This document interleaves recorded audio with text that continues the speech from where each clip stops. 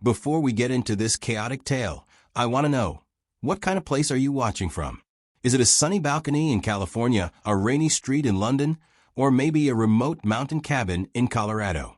I love seeing just how far these wild Karen stories reach.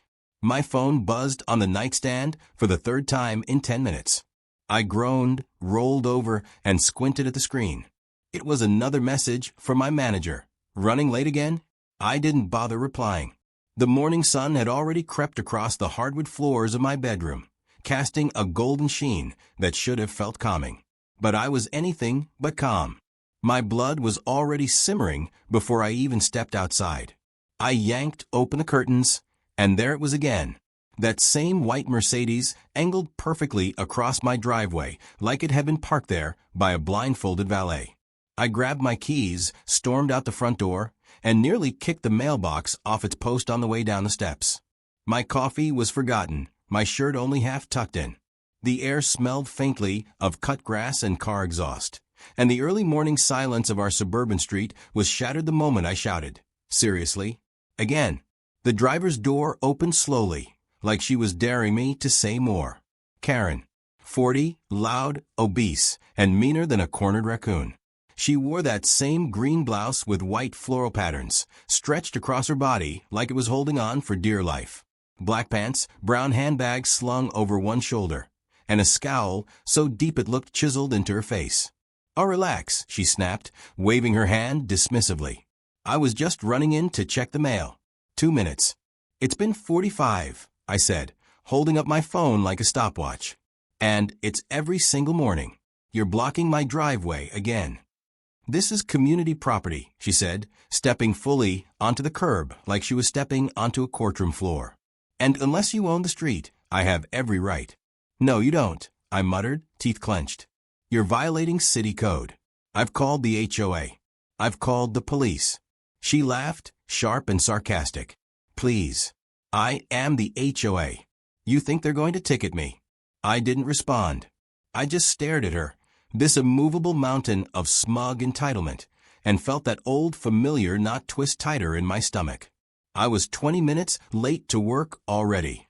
My driveway wasn't just blocked, it was barricaded by someone who believed the entire world should revolve around her. Across the street, my neighbor Mr. Landry, who used a walker and had lived there since the 70s, was trying to wheel his garbage bin to the curb. He couldn't get past the nose of Karen's Mercedes. She didn't even look. This wasn't just petty anymore. It was cruel. The first time she parked there, I gave her the benefit of the doubt. I figured she was dropping something off or visiting someone. But when it happened again the next morning, and then again the day after that, I realized this wasn't an accident. She was doing it on purpose. 2 months ago, she tried to build a gazebo in her backyard. The HOA board rejected it because it violated setback regulations. Ever since then, she declared war on the neighborhood. She started harassing mail carriers, filing noise complaints against kids playing outside, letting her dog poop on people's lawns, and daring them to say something. But I got the worst of it. Maybe because I was new, maybe because I was vocal at that HOA meeting, maybe because she just didn't like the look of me. Whatever the reason, Karen had made it her mission to make my life miserable. And blocking my driveway? That was her favorite weapon. "Move your car," I said again, this time quieter, more measured. I was trying hard not to snap. She narrowed her eyes. "You really need to chill. You're coming off as aggressive." My jaw clenched. That word, aggressive, was her favorite threat. She'd used it on the Thompsons when they confronted her about her dog. She used it like a shield, like armor, like a trap. If I raised my voice, if I stepped too close, if I said anything that could be twisted, she'd call the cops and claim she felt unsafe. She didn't move. She just stood there, smirking, blocking me in with that smug face. I turned away before I said something I'd regret. By the time I finally got to work, an hour late, I'd already missed the morning meeting. My supervisor gave me the kind of look that says you're running out of chances. I gave him the usual excuse. Neighborhood construction. Streets were jammed. I hated lying, but what was I supposed to say? That a grown woman Was using her car as a personal grudge missile? When I got home that night, I found my dad sitting on the porch. Black shirt, black pants, ponytail slicked back, salt and pepper beard freshly trimmed. He had that quiet, composed look that meant he already knew something was wrong. "She did it again?" he asked, not looking up from his book. I sat down next to him and dropped my keys into the bowl on the table. "Yeah, she did." He closed the book and glanced toward the street. "You take pictures?" "I've got dozens. She always leaves just before the cops show." "Of course she does," he said, nodding. "Knows the game. She's on the HOA board. She's untouchable." He smiled faintly. "Nobody's untouchable." I raised an eyebrow. "You got a plan?" He leaned back in the chair and folded his hands behind his head. "You tried being nice. You tried being reasonable." Now he paused, thoughtful. "Now we start thinking like her. But better." I didn't know exactly what he meant, but I knew that look in his eye. My dad didn't yell. He didn't threaten. He just made things happen. He used to work in vehicle recovery before he retired. The kind of guy who could get into a locked compound without breaking a sweat. And while he never said it outright, I always suspected he'd done a few jobs that were, let's say, off the books. The next morning, I was ready. I got up an hour early. No rushing. No coffee spilled on my shirt. I even ironed. As I walked out the front door, I felt almost hopeful. Maybe today would be different. But then I saw the Mercedes. Again. Dead center across my driveway, like a billboard that read, "Screw you." Karen was already walking down the sidewalk, swinging that ugly brown handbag like a trophy. When she saw me, she actually winked. "I see you're up early," she chirped. I didn't answer. I just watched as she climbed into her car, started it, and peeled away, tires squealing like a teenager's. Dad stepped out behind me with his coffee. He'd seen the whole thing. "She knows she's got you dancing," he said. "Yeah," I muttered. "And she's loving it." He sipped his drink and tilted his head. "Good. Let her dance. We're almost ready." "Ready for what?" He gave me a sly grin. "To make her car vanish." I blinked. "Legally." He laughed softly. "Of course. I don't break the law. I just use it better than she does." He didn't explain more that day. But that night, we sat at the kitchen table going over printouts, maps, legal codes, and city permits. Dad had already pulled up the municipal parking regulations, highlighted every clause she was violating. And then he showed me the clincher, a special clause about obstructing private driveways being considered a towable offense, with no waiting period, if documented with timestamps. I stared at the page. "We've got the photos," I said. "We've got the timestamps." He nodded. "Now we need one more thing." "What?" He smiled. "Bait." The plan was forming. Karen might have thought she was untouchable. But she'd forgotten one thing. When you push a quiet man too far, he doesn't yell back, he plots. And now, she had two of us to deal with. As I went to bed that night, I looked out the window at the empty street, imagining her white Mercedes vanishing in broad daylight, her face contorting in disbelief. It was coming, and she'd never see it until it was too late. The sun had barely risen when Dad pulled the garage door open, revealing the steel toolbox he hadn't touched in years. Dust coated the lid like a badge of retirement, but the moment he popped it open, it was like watching a soldier come out of hibernation. Inside lay his collection of toe tags, work gloves, old vehicle lock tools, and a clipboard lined with official-looking documents he had printed the night before. There was a quiet focus in his eyes, like this was more than just a favor, it was a mission. "This," he said, holding up a folded yellow form, "is the key." I took the form and scanned it. It was a temporary parking permit, filed under city ordinance for construction access. According to the fake but perfectly legit documentation, we were authorized to have full use of the space in front of our property for 2 weeks. And anyone obstructing it? Towable. No warnings. No grace period. "You actually filed this?" I asked, incredulous. Dad nodded. "Legally. We're doing everything by the book. She wants to play HOA hardball. Then we'll use the rules she thinks protect her." We spent the rest of that morning installing a high-definition camera above the porch. It was discreet, tucked beneath the eaves, but gave a perfect view of the driveway and street.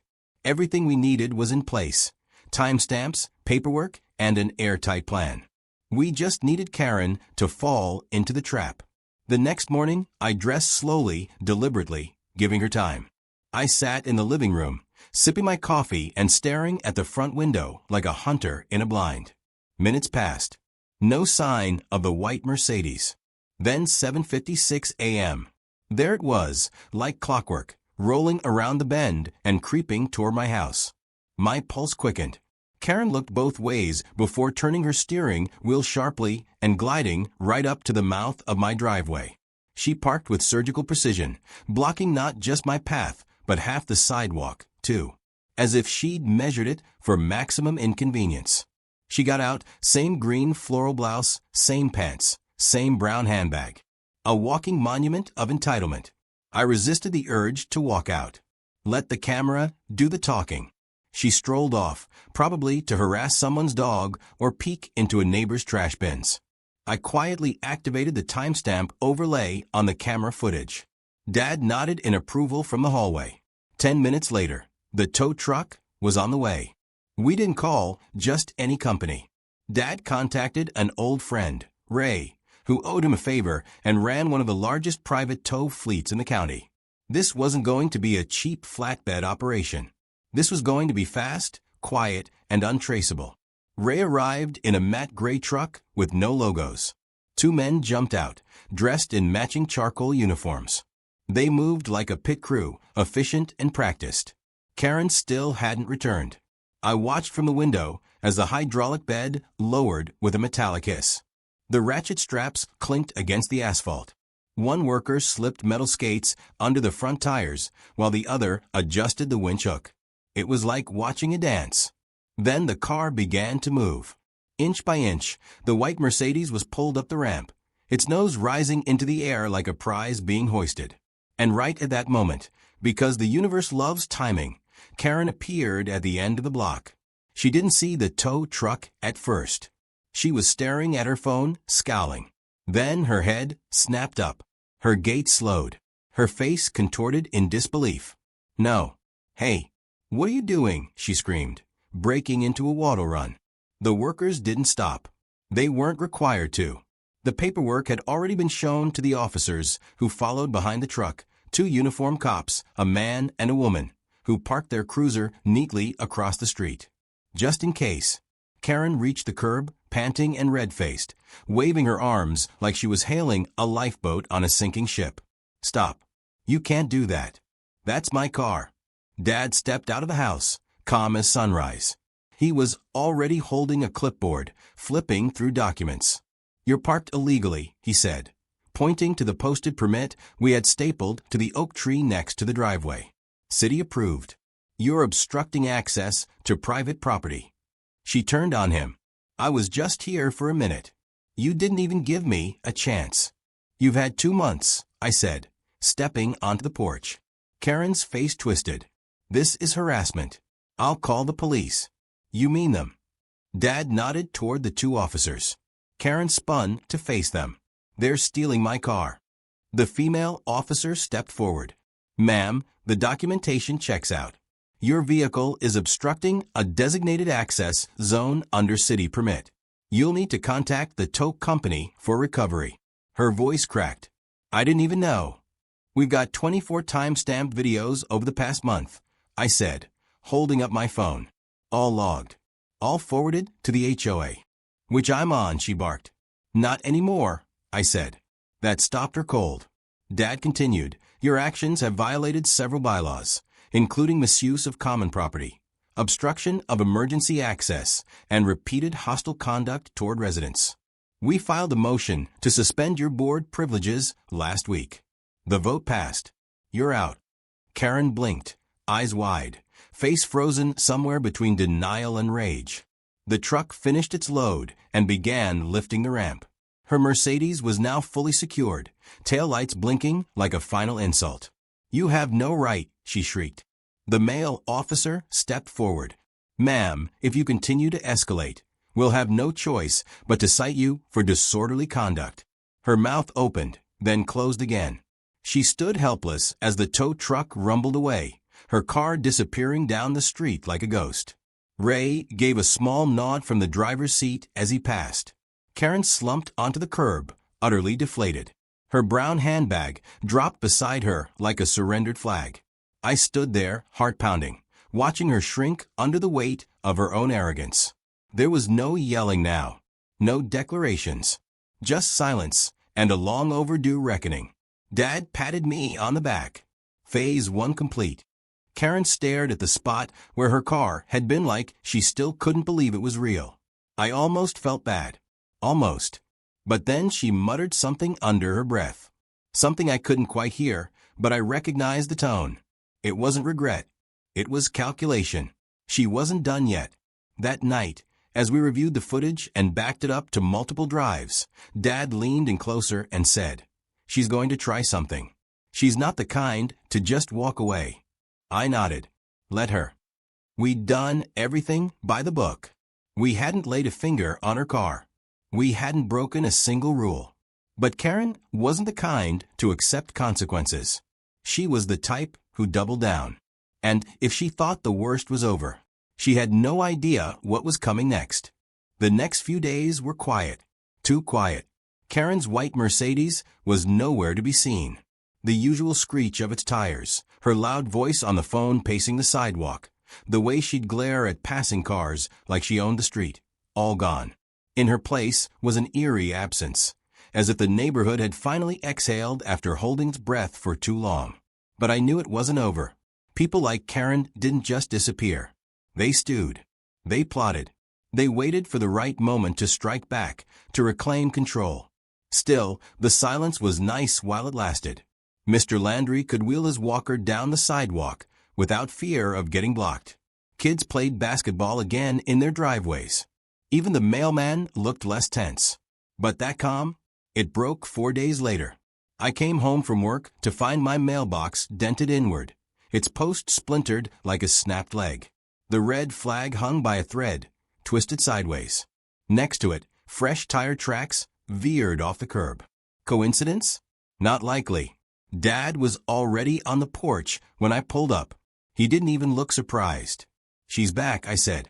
He nodded, sipping his tea. Petty. Predictable. Think she did it herself? She won't get her hands dirty. Not directly.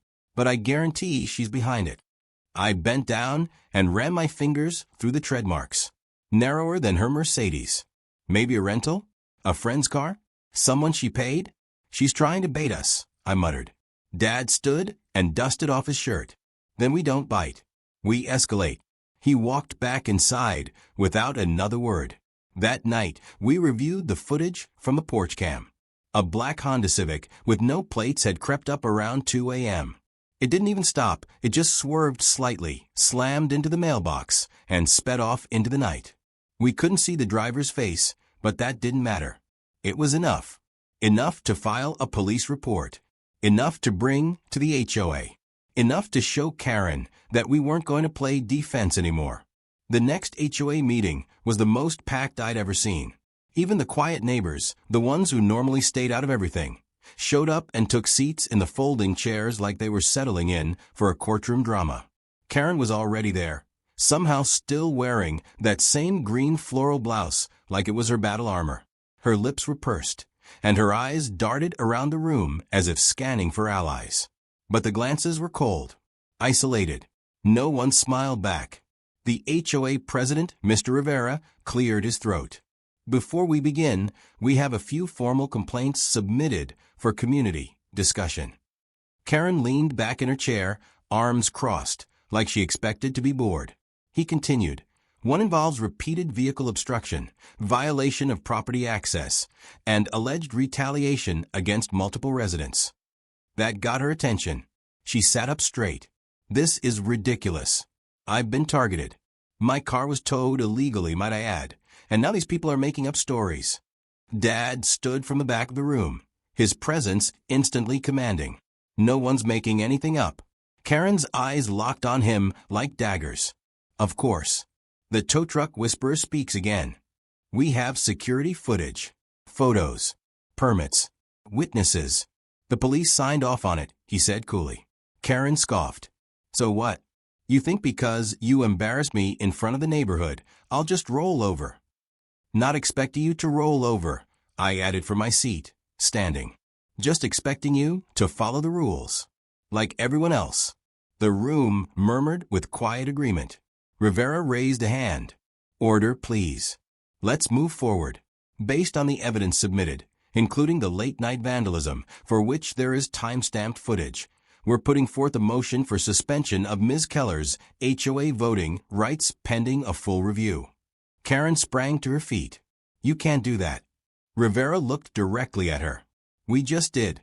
She stormed out of the room, shoulders stiff, the heels of her shoes clicking against the tile like gunshots. It was the first time I'd seen her leave something without winning. Outside, the air was humid and heavy. I stepped into the parking lot a few minutes later to find Dad leaning against our car, arms folded. She's going to retaliate, I said. She already has, he replied, nodding toward a nearby vehicle. A familiar white Mercedes sat parked 2 blocks away, tucked behind some trees, partially hidden. It wasn't gone, it was lying in wait. She had it impounded under a different registration, Dad said. Ray ran the VIN for me. She had it listed under a relative's name to avoid the fees. She's obsessed, I muttered. Over a driveway. Dad smiled. It was never just about the driveway. It was about power. Control. She thought if she could make people bend, she could own this street. The second someone didn't bow, she snapped. That night, the plan came together. We were done waiting for her next move. It was time to end this.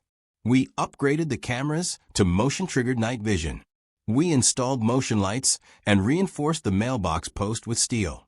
If she wanted to keep playing dirty, she'd be walking into a trap. But Dad had something else in mind too. Something poetic.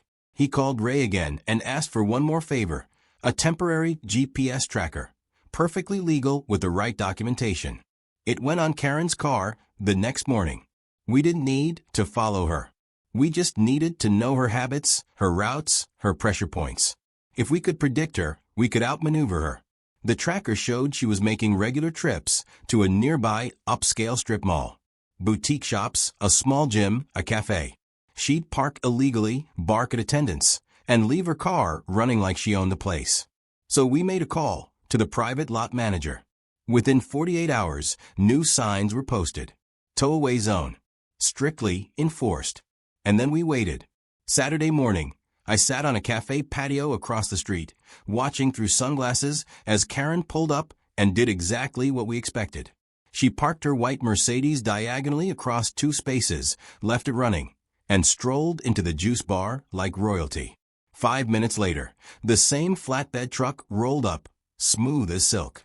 The look on her face when she came out and saw her car being hoisted into the air, again, was priceless. She ran forward, screaming, flailing. But this time, the lot manager was already there, pointing to the signs, the warnings, the GPS timestamps we had forwarded anonymously. The tow workers didn't flinch. Karen collapsed onto the curb, fists clenched, breathing heavy like a dragon about to breathe fire. But no one cared. People walked past her. One person even pulled out their phone and started filming. By Monday, the video had hit a local Facebook group. By Tuesday, it was on TikTok. By Wednesday, Karen's tantrum had gone viral. Comments poured in. Classic HOA Karen. Don't park where you don't belong. She got humbled twice? Chef's kiss. She tried to do damage control, posting passive-aggressive rants online about harassment, about edited videos, about conspiracies. No one bought it. Her power was gone. Her allies evaporated. Her reign of pettiness? Over. Weeks passed. The neighborhood settled into a rhythm that felt new and unfamiliar, peaceful. People waved more. Kids rode their bikes without getting screamed at. Even the air felt different, lighter. And Karen? She still lived there. But now, she parked 2 blocks away from her house. She walked with her head down, no more shouting, no more smug declarations. One afternoon, I was sitting on the porch with Dad, sipping sweet tea and enjoying the breeze. Karen walked past with grocery bags in her arms, sweat dotting her forehead. Dad tipped his head, politely. She didn't meet his eyes. Looks like she learned, I said. Dad shrugged. People like her don't learn. They just hide. We sat in silence for a moment, watching the sun dip below the trees. The sky turned pink, the kind of warm hue that made the street glow. "You think she'll try again?" I asked. Dad grinned. "I hope she does. I already have a few ideas." And just like that, the porch light flickered on. The night crept in. Karen's car was gone. Her power was gone. But the game? That might never be over.